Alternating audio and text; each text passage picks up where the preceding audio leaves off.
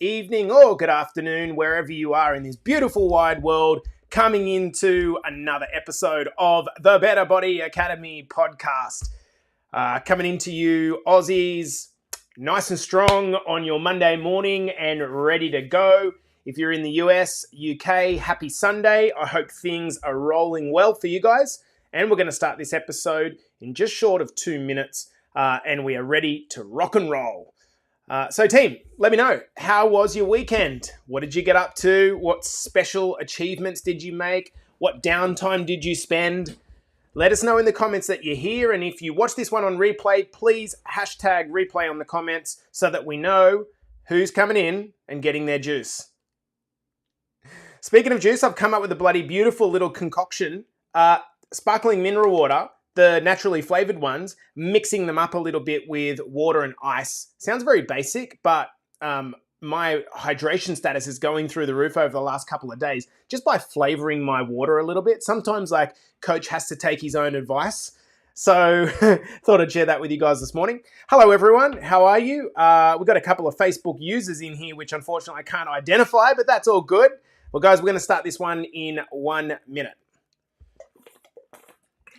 So team, how was your weekend? Come on, let us know. What's going on in the comments? Shawnee, how are you, brother? Nikki, friend's a legend. How are you, Nikki boy? Kenny and Hayes are in here as always. Good morning, Facebook user. Good morning, Cherie. How are you? I think this episode, Cherie, it's going to be basically a run through of what we talked about last week inside of the guide that I delivered. I think it's important because this one's a topic that a lot of people struggle with, isn't it? The whole like sugar craving thing, right? So I think it would be beneficial for us to actually talk through this in a bit more detail. And look at all these people streaming in. So good. Good morning, everyone. I hope you're having a beautiful start to your day wherever you are.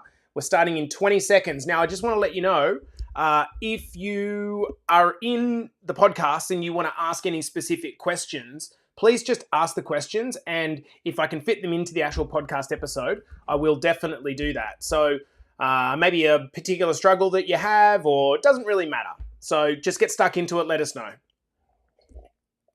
All right, I think we're ready to rock and roll. Let's do this, guys, on the count of 5, 4, 3, 2, and 1. Welcome back to the Better Body Academy podcast. This is the podcast that you come to when you're sick of the dumb diets and unsustainable workout programs. Now, in today's episode, we are going to be kind of temporarily deviating away from the kind of mindset focus that we typically have on these podcasts, talking about self-limiting beliefs and mindset challenges. And we're just going to go to something a little bit more, I guess you'd call it practical or close to the heart of a person that's really wanting to manage their weight a little bit better. And that is this thing of sugar cravings. Over the last week, we've had a bit of a discussion in this across our various Facebook groups and our client groups, because it's apparent that a lot of people are struggling with this. So I think that although I've given you guys the resource, the guide to look through, I think just a bit of a robust discussion about this would actually benefit everyone, because no doubt a lot of you missed the download. So let's talk a little bit about sugar cravings, what they are and what to actually do about them. And so I think the biggest thing is whenever you feel like you are struggling with a thing, right? The hardest part about struggle is loneliness, in my opinion. Okay, the hardest part about a weight loss journey is struggling alone. And so when you feel like you're the type of person that's the only person that suffers with this, and why am I so, it kind of propagates these feelings of worthlessness and guilt and shame. You might find yourself knee deep in a bucket of Tim Tams or like 2 liters of ice cream and wonder like, what happened? Like, is there something that's actually broken in me? Do any of you actually feel that? Like you feel like you're just like, why can't I just get control of my shit? And you feel so freaking guilty about it. And there's a part of this which is sometimes we throw the baby out with the bathwater, right? And so we start to fail, we go away from our nutrition plan, we get a bit loose, and then we think to ourselves, you know what? Bugger the whole thing, right? And we just throw the whole thing out. And so I want you to know that the struggle that you're having is a silent struggle, but actually it's a silent struggle being had by a lot of people around the world. And this is the reason that most of the world is overweight. Statistically, most of the world is overweight. And what we're working with here is a food industry that has managed to overcome what is the normal limitations of what humans are exposed to. What do I mean by that? Well, if you actually start to pull apart like what we call hyper palatable foods, okay, there are no foods in the world naturally occurring that actually have this concentrated level of sugar, have this concentrated level of fat, or this concentrated level of calories. And there's a theory that humans have a body weight set point. In other words, we have a set point or a body fat percentage where, you know, we feel pretty good, and our weight will kind of hover around that for most of our life. So why is it that people get overweight? Well, because one of the reasons is because we have this huge array of hyper palatable foods that overcome the natural human evolutionary, restrictions, and they're just too powerful. I mean, you think about something like a pizza, right? A pizza doesn't occur in whole food life, natural life, right? And so when you think about something like a pepperoni pizza, probably everyone's favorite, where it's loaded with cheese and loaded with meat that's like super duper fatty, and just like, there's nothing that is like that in nature, like a calorie bomb. And so what happens is when we consume these foods and become somewhat addicted to these foods, it's very, very hard for the body to offset this amount of calories. One of the biggest nutritional interventions that you can make in your life, straight up, is to eat predominantly whole foods. And here is the reason why. They are not hyper palatable. Whole foods are generally not full of sugar and fat. What this means is that you tend to eat them and become satiated. Everyone talks about the whole like chicken and broccoli thing. Like, I don't want to do the chicken and broccoli. Yeah, okay, cool. I get that point. But imagine you did actually just follow a meal plan which involved chicken and broccoli or meat and broccoli or whatever every day. Like, think of putting yourself through that. It's not exactly exciting, right? You can't imagine getting to the point where you'd crazily overeat that. Why? Because natural food, for the most part, isn't hyperpalatable. It doesn't overcome our natural tolerance, our natural drive as humans. Introduced food, you could think of it as being tampered with in a way that is as appealing as possible so that you, one, become hooked, and two, want to continue eating it. So it's not as if like we're not exhausted from external blame. Like, there's a lot of pressure coming from the food industry hooking us into these types of food. And so let's talk a bit about sugar cravings. They're actually very normal. And like any good or bad habit, if you have continuously dealt with the sugar craving by having more sugar, through repetition, you're wiring your brain like any habit that when you do this thing, it might be sit down on the lounge when you've got the kids to bed, as an example. That's the trigger, which creates a craving. The craving drives your search for the reward, which is the sugar. And then so you eat all the ice cream. Now, sugar itself isn't evil. Sugar is the end point of digestion of all carbohydrates. So, whether it be super processed carbohydrates like bread and rice bubbles and cereals, cornflakes, or whether it be very dense unprocessed carbohydrates, the end result is that they form sugar in the gut. Okay, and that sugar gets absorbed into the bloodstream so it can then become a fuel for the work that we're doing. Okay, so sugar itself is the primary source of the brain's energy supply, the muscle's energy supply. So it's not that sugar is inherently evil, it's the problem that when we have these up and down waves of sugar, you would, if I said to you, who knows the kind of the Red Bull peak and trough, right? Or the caffeine peak and trough, you get hyper on the high and it feels like a cliff when it wears off. Well, the same is true of sugar to a degree.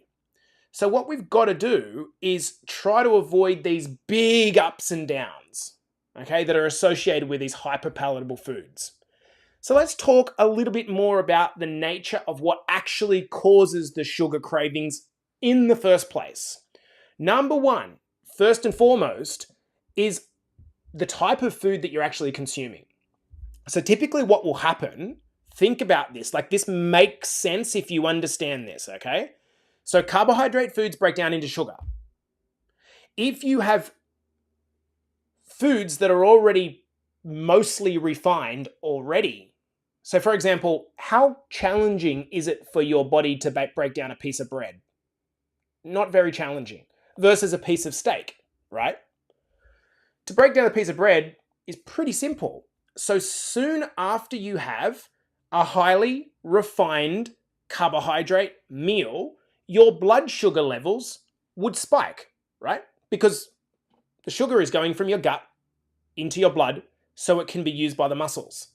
Now, we have a hormone called insulin, and you tend to know this for its association with diabetes. But what happens is when sugar comes into the blood from the gut, insulin goes up, and the job of insulin is almost to act like a carrier. It grabs the sugar and then puts it in the cells, muscle, brain, liver, etc. It almost acts like the key. But what can happen is if you have a very quick surge in sugar levels due to you eating pretty refined carbohydrates all of the time, well, what can happen is the insulin can overshoot. So it sees this massive surge of sugar, so it says, oh, heaps of insulin. The sugar gets mopped up, but there's still loads of insulin. And what happens? We get what's called a sugar crash. And so this is where we start to feel fatigued, irritable, and craving more sugar. So effectively, the refined sugar goes into the blood, out of the blood quickly, and causes you to want more sugar because of the increased level of insulin that's happened off the back of that sugar release. So what's the answer here?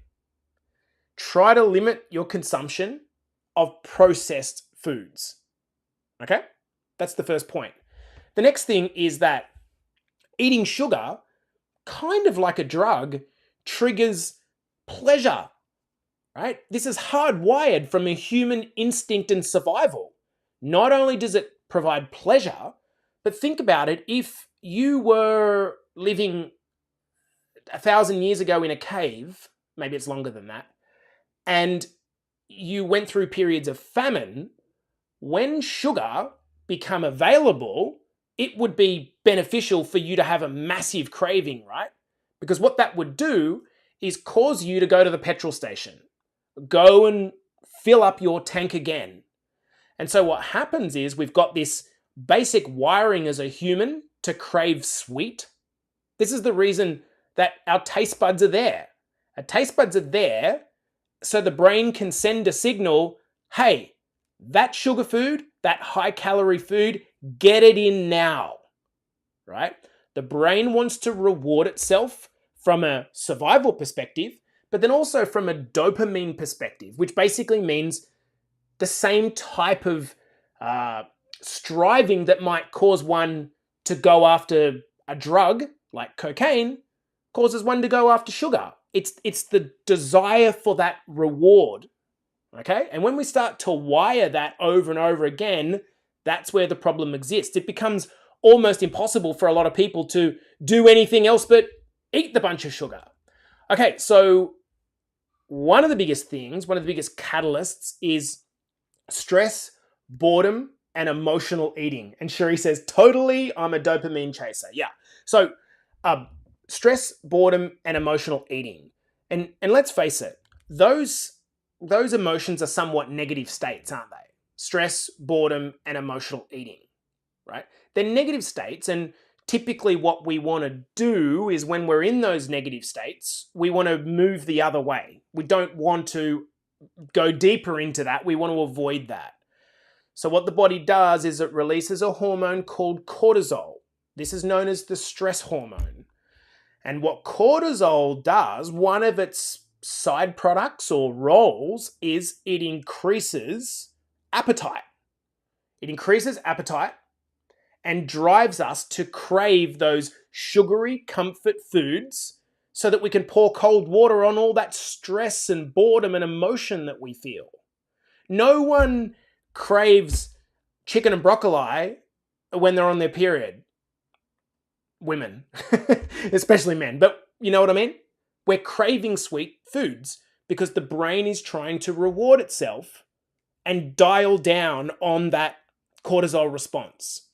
And the last thing that I want to focus on around causing sugar cravings in the first place goes hand in hand with boredom, emotional eating, but for slightly different reasons. And that is sleep deprivation. Okay, sleep deprivation or increased levels of stress. Here is the reason why. When you are low in energy from a life perspective because you haven't slept, your brain effectively goes into that fight or flight mode, right? Do you ever sit there late at night working on a project and thinking to yourself, oh, I could really do with a steak? Not likely. Instead, what happens is your brain is looking for ways to keep you awake, keep you alert. So it craves the things that know will give it the sugar spike. And it creates cravings in you to be able to help you achieve that. I mean, if you go back to the idea that the brain is simply a survival mechanism, the brain just wants to keep you alive. It doesn't care how you look. It doesn't care how you feel. It cares about keeping you alive. So with that in mind, if you're sleep disrupted, your hormones are all over the place, meaning you can't actually regulate your appetite and your hunger. It's just trying to keep you alive while you're sitting there burning the midnight oil. And so what it's going to do is send the signal, go after foods that give you the spike in energy. That's going to be foods that are either high in sugar and high in caffeine or some sort of stimulus. So this is speaking around the nature of the sugar craving itself. So what do you do when you're someone that has the sugar craving in the first place? Well, I actually think that we could use a side illustration here and talk about stress. What do you do if you're a highly stressed person and you recognize this in your life? There's two things you do. There's two steps, two phases that I would suggest. Number one is you look to eliminate the thing or reduce the impact of the actual thing that's causing the stress. So let's say it's a workplace that is like cancerous for you. It doesn't matter what you do, if you don't eliminate the thing, it's going to continue to become the stimulus to this, the trigger to this whole chain of events. So the first thing you do is you look at what is the stressor and you ask yourself, how do I delete or reduce the stressor? So if, for example, the stressor is your work, let's say it's something that's easily changeable, you go and kill that thing, as in you put a pin in it and move to something else. But more often than not, when it comes to stress management, it's not something that you can just change in a second, right? It's something like your kids, like mine. Last night, Atlas is just turned 1. He just would not go to sleep. And he wanted to party and whinge in alternate hours between midnight and 5 o'clock. There's nothing I could really do about that. And so where we can't do something about the stressor, we then go to, okay, how am I responding to this thing? And we try to come up with some solutions to help us with the stress response. That might mean something as simple as a gratitude type practice, or a breathing type practice, or a meditation, or a journal, or whatever it is for you. That it might be going to the gym and getting the anger out. It's dealing with the response as opposed to the root cause. Now let's come back to sugar cravings to kind of wind this out. If first, I think a lot of people they just want to go to the thing that's the alternate to the sugar craving. They want to go for the ice cream. What do I eat instead of ice cream? Or what do I do instead of this? That itself is just putting a Band-Aid on the issue. It does help. And I'm going to give you some examples. You could choose Halo Top over Ben & Jerry's. Such a simple substitute. You will half the calories, double the protein, and feel more satiated. You could stop drinking full sugar sodas and move to sweetened sodas that contain no calories. You could look to go from something that is a very high sugar dessert, something like hot chocolate mousses, and turn them into something like low-fat yogurts with fruit. That would be a good exchange. But at the end of the day, if you're struggling to kind of make that happen, I actually think we kind of need to go back to our lifestyle. In the guide that I provided anyone that asked for it, I made a point, which was, if you're looking for a quick fix to a crap lifestyle, it doesn't exist. A lot of people will they'll just flick over this episode because they'll just box everything in and say, you know what, there's nothing I can do about that. And the truth is, there is. The truth is, so many people are staying up trying to numb their stress with something that's non-stimulating. And so because they're not stimulated, they're actually numbing themselves out as opposed to becoming more aware. They just get lost in a bucket of ice cream and actually don't realize that they've got a choice. So what I mean here is that we need to go back to the root cause. What is actually causing the problems in the first place? If it's stress-based eating, then we've got to deal with the stress. If it's sleep deprivation, and of course you have to do your own self-assessment here. If it's sleep deprivation, well then guess what? You probably got to need to sleep. If it's constant consumption of processed foods, well then you need to change that thing. So rather than just trying to work on the Band-Aid fix, we've got to go back to the actual problem that's causing the craving in the first place, which usually has its roots, its origins in something to do with your lifestyle. Let's talk about some high-level fixes, okay? Usually, for most people, it's the opposite of what they are doing right now. And that is, improve your overall diet. The two ways to blunt sugar cravings are increase your protein, increase your fiber. Consume the things that are satiating to the gut so that you're not having these big waves of up and down blood sugar levels. Number two, hydration. A lot of people have simply lost contact with what it means to be hungry and what it means to be full. What they're actually confusing is the fact that they're dehydrated. Think about it.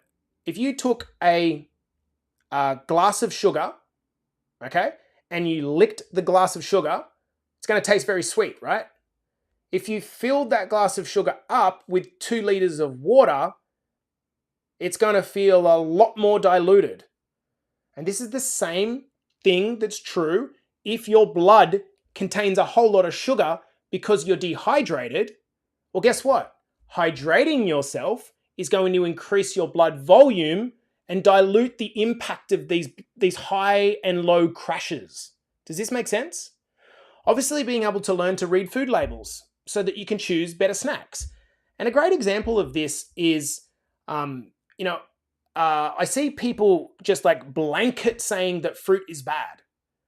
Do you know how much watermelon you can eat without going over 100 calories? It's just like huge. So not only do you get the hydration, but you get the sugar hit as well. Only that the sugar hit is so diluted in the water of the fruit that it's minor. Avoid skipping meals. Now, I think there is a role for fasting in weight control, particularly if you're someone that just gorges food. But equally, if you've known that you really struggle if you have these big periods in between eating, well, then guess what? Eating more frequently might actually be something that helps you to achieve stabilization in your blood sugar levels, so you don't have these so-called peaks and troughs. A couple of additional things would be perhaps just understand that one of the best ways you can actually regulate your blood sugar is by using the blood sugar. In other words, moving more. One of the most effective ways is to actually make sure that you're doing some activity. So when you feel a craving come along, assuming it's not midnight, it's 6 o'clock at night or 7 o'clock at night or just shortly before and after dinner, is to actually go for a walk. Because the moment that you actually go and do that, what will happen is you'll send the signal to your blood that glucose that's actually in your blood, I need that as fuel. That sugar that's in your blood, I need that as fuel. So it stabilizes your blood glucose levels as opposed to just going around in circles in your blood. The final thing is the shift in your lifestyle that we talked about, which basically means you have to go to the root cause. You have to look at the things that you're stressing over and the things that the reasons you're not actually sleeping. Some of those things you're not actually going to be able to do anything about, such as kids. Like kids are kids. They're going to do what they're going to do. And our primary role as parents is to accommodate that, right? But then there are other things in your life that you're just tolerating because you haven't thought that maybe there's an alternative choice. An example of this would be putting up with a boss that's a complete asshole and has been for the last 2 years, and it's probably unlikely that tomorrow is going to be any different. Does this make sense, guys? So probably wrapping up this episode, what I would say is that sugar cravings are universal. I still get sugar cravings. The simplest fix that it is for me, which does it every time, is I have a protein bar. I love Quest bars. You might like a different type. For me, if I could have a Mars bar that's double the amount of calories in a Quest bar, I choose the Quest bar every time. I just have no part of me that just goes to that because I've conditioned in the habit to do something a little bit more healthy. But for you, that might not be the case. So in that case, what we need to do is go back to the lifestyle, be smart, ask ourselves what's actually causing this problem in the first place so we can deal with the root cause as opposed to band-aiding the solution like typically humans like to do. So hopefully this has been a bit of a recap, guys. Let us know in the comments if it does help. And if you do have any questions, please let us know. I'm always here to kind of serve and do whatever I can to help you overcome these things. Ultimately, sugar is one of the higher calorie parts in a diet. There is a role for it, but if it starts to become something that, it's just a fix to your stresses, problems, inadequacies, then that's where it starts to become an issue. Anyway, I'm going to leave it there, guys. This has been the Better Body Academy podcast, the podcast that you come to when you're sick of the dumb diets, unsustainable workout programs, and I'll see you in the next episode.